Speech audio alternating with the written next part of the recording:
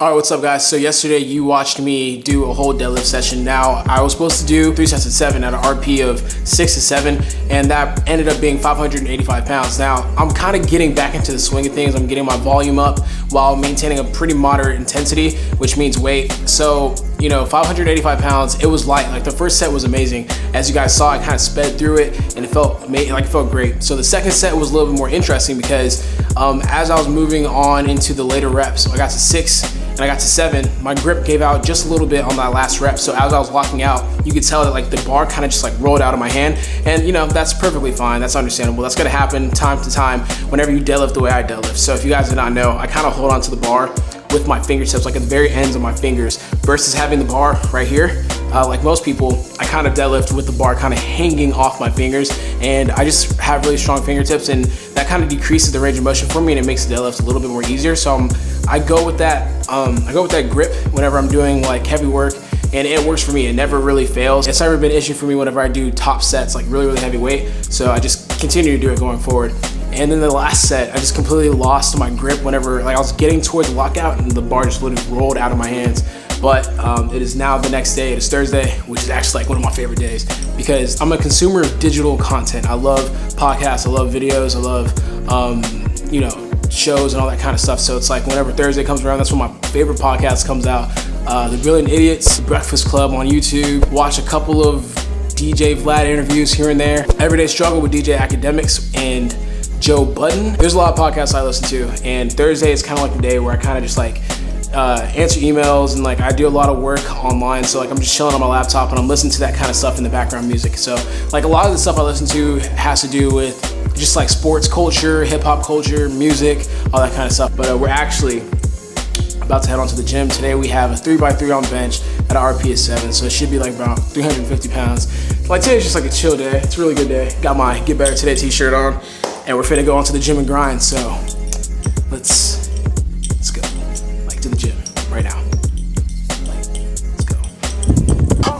Honestly, guys, I've been a little bit tired, so I'm here at the gym already, but like, I need to get in the mood to work out. And right now I'm chilling in the car and I'm listening to music, and I'm about to show you guys what's about to give me hype, because for the past couple of days I've been kind of staying up, not getting enough sleep. Like last night I went to bed like around 2:30, 3 o'clock, and I woke back up at like 6. So haven't been getting the most rest that I should be getting, and I just need like a jump start for today's workout. So I'm about to wow you guys something. I'm about to wow you guys with something right here. So here we go.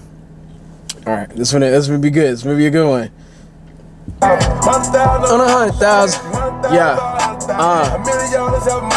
Boy, I came from the ground up. I never threw the towel, even in saunas. He had on me bitches just to remind y'all. I knew I was rich up before I had commas. Back when I used to pull up in the Honda, I would still wake up like I'm in the Bahamas. Fuck a money counter, boy. I cut that shit up faster than he Honda. Threw a party with Future, that's Futurama. Got a future baby mama looking like a young Madonna. Mixed with Rihanna, boy. I couldn't tell you what to find her, but I treat her like I'm fine. Man, y'all fucked the game up, boy. I gotta reset it. I was born in 88, but I've been rating since 87. No one let it. Counting up Aretha Franklin, you gotta respect it. Yes!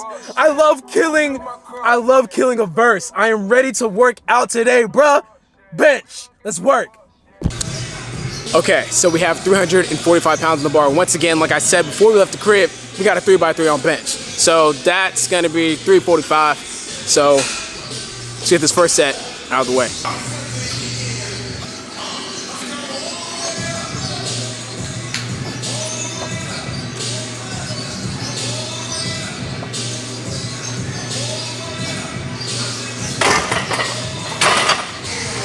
All right, so the first set was not bad whatsoever, and we're actually moving on to the second set right now.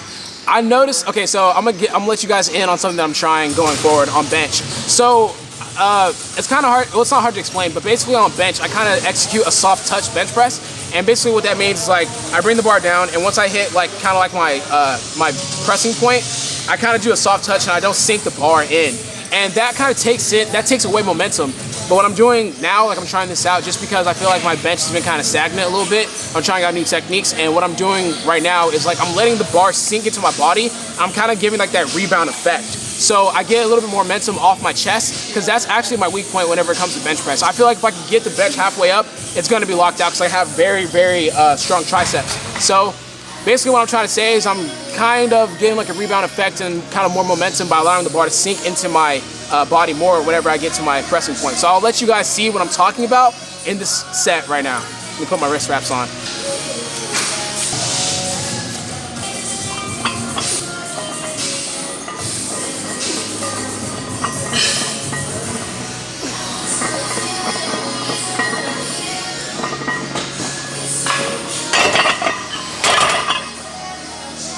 Oh! Okay, so I don't know if you guys could have noticed there, but like instead of doing that soft touch and like coming right here and kind of staying right here and then pausing and then coming back up, I'm allowing the bar to sink into my body. So we come into the body and I'm getting that extra little stretch, so I'm able to kind of like, just like when I stiffen up, it's like momentum coming off my chest, and that's gonna make coming off the chest a lot easier. And then once I get to like the midpoint, my triceps are really, really dominant, really strong, and I'm usually able to lock out basically anything from that point on. Woo!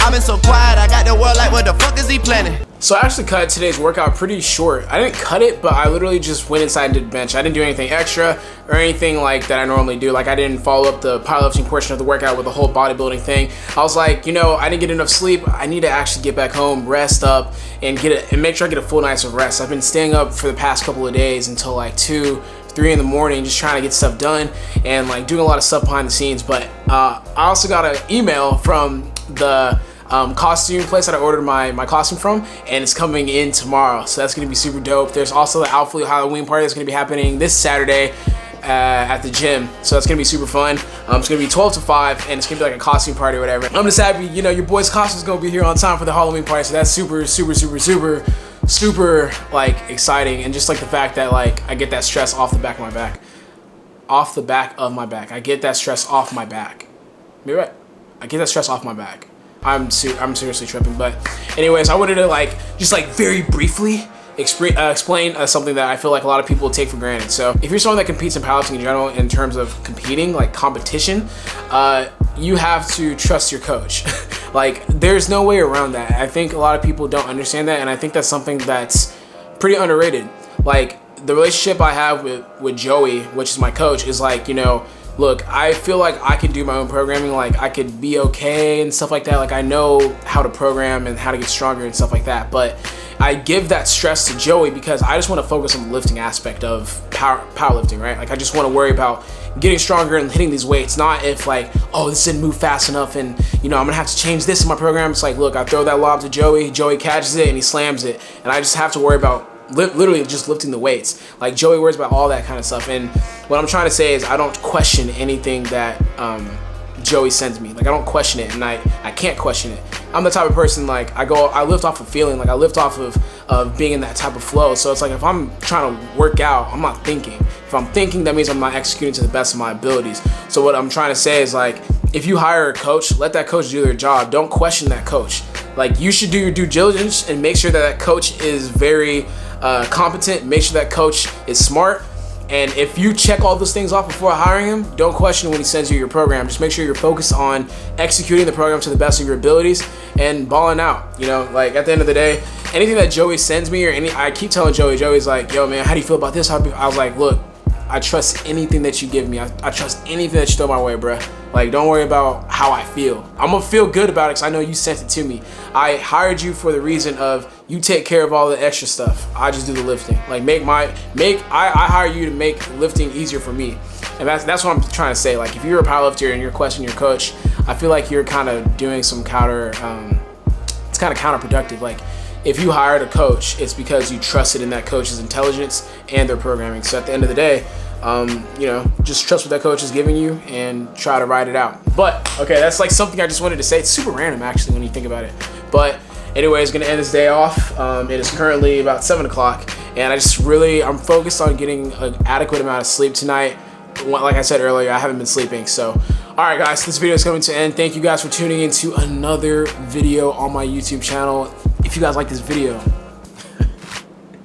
go ahead, like, comment, share, and subscribe. Get better today. I'm out. Boy, I'm about my business on business. I drink liquor on liquor. I had women on women.